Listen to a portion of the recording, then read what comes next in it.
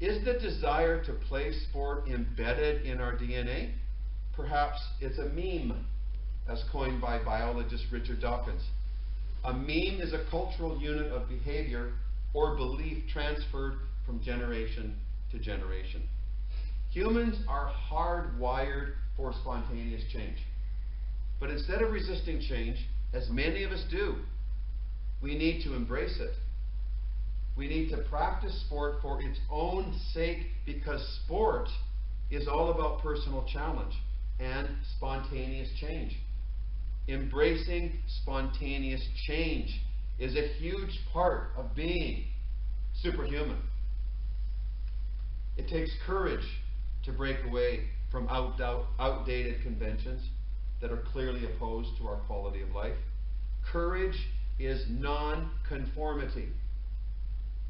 It is that state of mind that enables us to face danger and to overcome fear with confidence and bravery. Without courage, we cannot apply wisdom or stand for justice. Like the courage to work out on a regular basis, to eat clean, whole foods without compromise, and to play sport year-round for the exclusive benefit of personal health and wellness, especially mental and emotional health. Should we follow the herd, or should we rely on reason and critical thinking to construct an objective paradigm of life that creates optimum health and wellness as an outcome? Sport should be played with passion and pride. This is essential to our self-esteem. When we do the right work that sport requires before and after the game, our performance and health always improves. Yes, coaching and equipment and opportunity are important, but no one can do the work for us. Personal trainers, they don't lift the weights for us. If they did, we could never improve or benefit. No, my friends. We ourselves have to show up and do the work in the shadows without a spotlight. That's how reality works. We have to apply self-discipline and push ourselves towards growth and personal achievement. But it's not about winning. It's about overcoming ourselves and discovering what we are truly gifted with, what our capacity for change is, and what we are truly made of. Our youth are the stock of the new tomorrow. To save them from themselves, we have to drive the importance of movement, physical activity, nutrition, exercise, and sport into their hearts and minds from birth. It has to become second nature. Every lesson learned in the gym or on the field can be transferred into the arena we call life.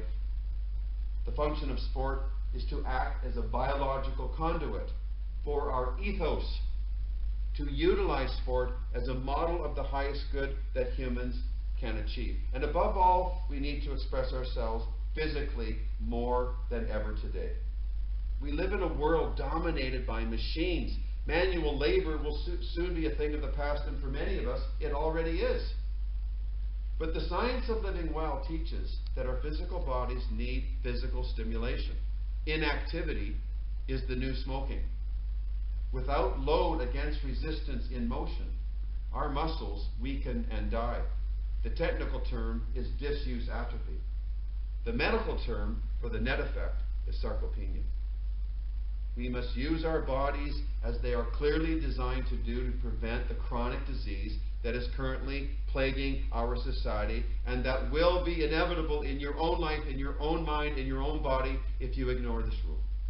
It's inevitable. Now, I live by a simple model. If you live hard, you die soft. Now, what does that mean? It means that if you put out physically and surpass your own limits, you can live longer and feel better. Yes, it requires effort, and yes, you have to take some risks. But the dividends are enormous beyond belief. Imagine just for a moment a life free of chronic disease and disability. Freedom is what freedom does. Living hard means you do the work that needs to be done before you pick up your paycheck. It means you measure progress in the currency of sweat. And it also means you're not afraid to challenge yourself or rock your own boat. Now, what do I mean by to die soft? It means you hit the wall at the end of a full, functional life quickly and without effort.